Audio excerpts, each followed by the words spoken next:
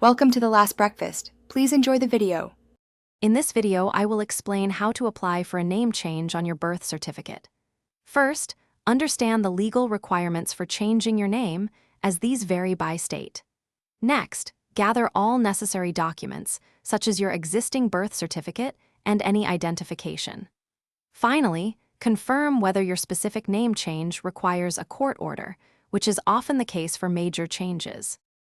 Once you understand the requirements, it's time to gather your paperwork.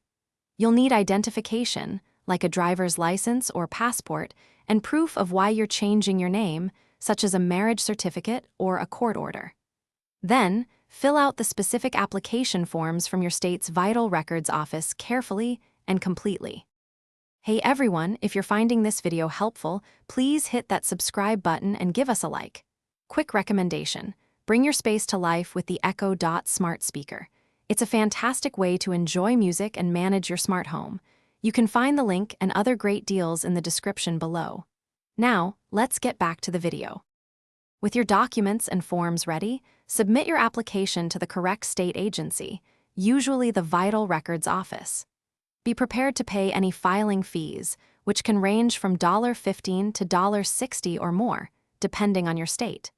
If your name change requires a court order, you will need to attend any scheduled hearings. After your application is processed and approved, you will receive your amended birth certificate. This is a crucial step. Next, use this new certificate to update all other identification, including your driver's license, social security card, and passport. Finally, remember to inform banks and other important institutions about your legal name change. Thanks for watching. If this was helpful, leave a like and consider subscribing. See you next time.